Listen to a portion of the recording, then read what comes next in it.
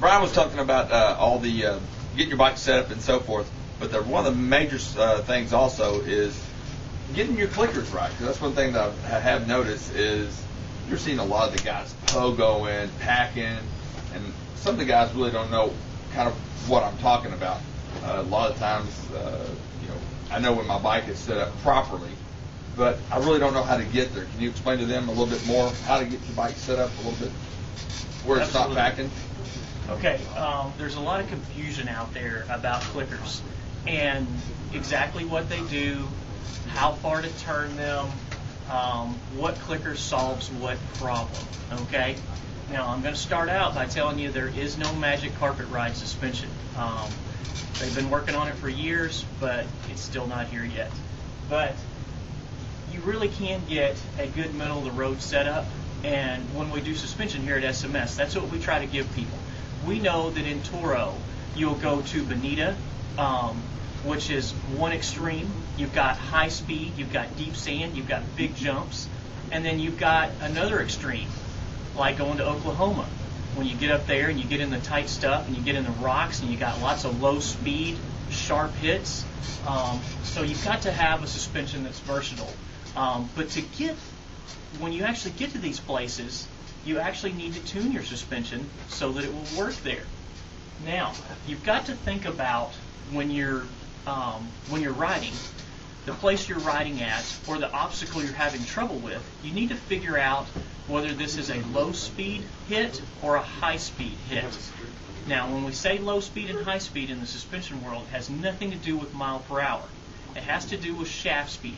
It has to do with actually how fast or slow the suspension actually compresses, okay? Now, rocks, roots, braking bumps, acceleration bumps, which we ride in a lot of in a natural terrain off-road circuit, is a high-speed hit. The suspension must move very quickly to absorb an impact that is small like that. And typically there's many of those in a row at the same time whenever you get into those high-speed hits.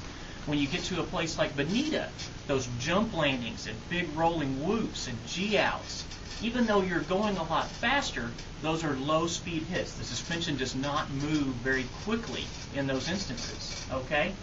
So once you determine high-speed or low-speed problem, then you can start to tune your suspension, okay? Now, we're going to go through what bikes have for clickers for starters.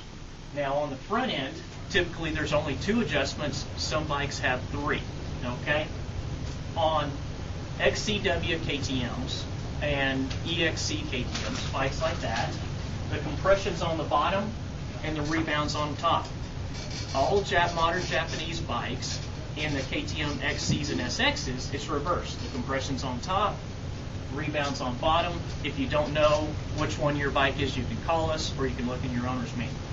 Now, compression controls, this is an XCW, sorry, compression's on the bottom, but compression controls how fast it goes up, how fast it compresses when you hit a bump. Rebound controls how fast it comes back out, okay? I hear a lot of people talk about their front end as pogoing, okay? They always think they need to slow their rebound down when it's pogoing. But the reality is it's typically a compression problem. Step around here, I'm going to show you on this motorcycle real quick. When you compress the front end on a motorcycle, it does not try to jump back up so fast that when you're going through bumps at speed that it would push you back up. The springs just aren't that stiff. When you're getting a pogoing fix, you're not actually getting a problem with too fast of rebound damping.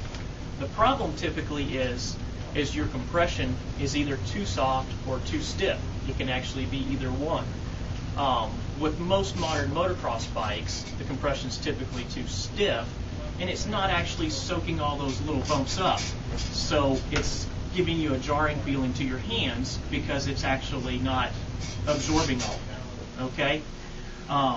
You can also get the pogoing effect by your compression being too soft, and it's actually using too much travel and then having to come back up too far and too much travel again. But both ways you solve that issue with the compression clicker.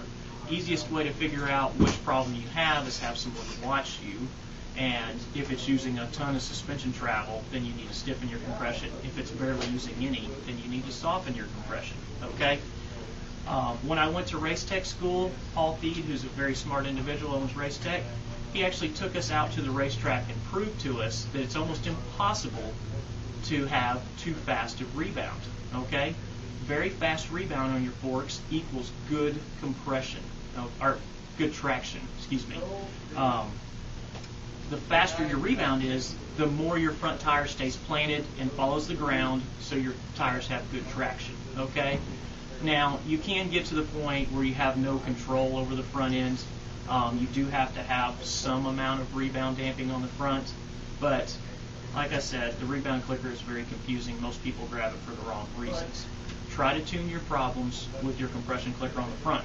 When we get to the rear, it's the same way. Let's come back around to this motorcycle. You have compression and rebound again. Now, all modern motorcycles, compression is at top, rebound is on bottom. Most modern bikes have a high and low speed compression adjuster. The high speed is the dial. On these KTMs, it's a 17 millimeter. And the low speed is the brass center screw. We talked about Bonita, we talked about Oklahoma. If you're at Oklahoma and the rear end's skipping around, beating you up, those are high-speed hits. You would want to back your high-speed dial off. Okay? Clockwise on all modern clickers makes things stiffer. Stiffer actually is slower, so it moves through the travel slower. Counterclockwise is softer, which actually means faster. They almost should change the little things from soft and hard to slow and fast. It would make more sense to people. But anyway, at a place like Bonita, if you're bottoming out on jump landings or big whoops, you would want to crank in your low-speed compression adjuster, which is the center clicker on all modern motorcycles. We're going to talk about rebound on modern bikes as well. It's just like the front end. Most people reach for the rebound clicker for the wrong reasons. The most common suspension complaint there is my rear end is kicking. Okay? Now, at the same time, when I went to race tech school, Paul Feed proved to us that you fix that 90% of the time with the compression clicker as well. Okay? Majority of kicking is caused from what's called deflection. Okay? Deflection is your rear suspension doesn't actually soak up the hit. Say you're running along third, fourth gear speed, and you hit a square-edged, curved-shaped object or rock or root. It's very difficult for your suspension to move fast enough to soak that impact up. Typically what happens is the rear end kicks up. Okay? People think, wow, my rear end kicked, I need to slow my rebound down. Well, if your suspension never actually soaked it up, how is slowing your rebound down going to help that? The way to cure a deflection is to soften your compressions so the shock has a better chance to soak that impact up. There comes a point to where hitting a curve-shaped object, there's a certain speed that no matter how soft you soften your stuff up, it won't be able to absorb it. It's just physically impossible. If you did set something up to soak up a curve at, say, 60, 70 miles an hour, then the suspension would be terrible everywhere else. So you can only tune to a certain point. But if it's kicking you, the first thing you should try is actually softening your compression. Okay? Second most common complaint I get about suspension is swapping through whoops or bouncing sideways when you land off a jump. That's still a swap.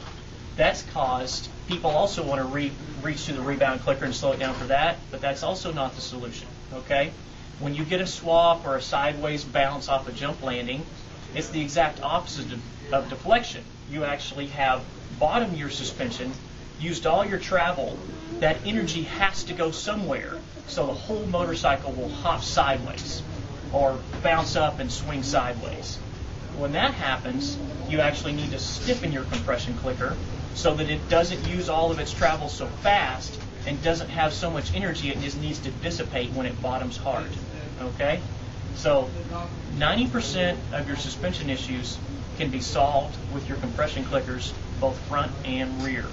Always reach for them first, because the rebound adjuster, a lot of times when you go to it, it may make your symptom a little better, but more than likely it's going to be a trade-off somewhere else and make something else worse. So try to tune with your compression clicker.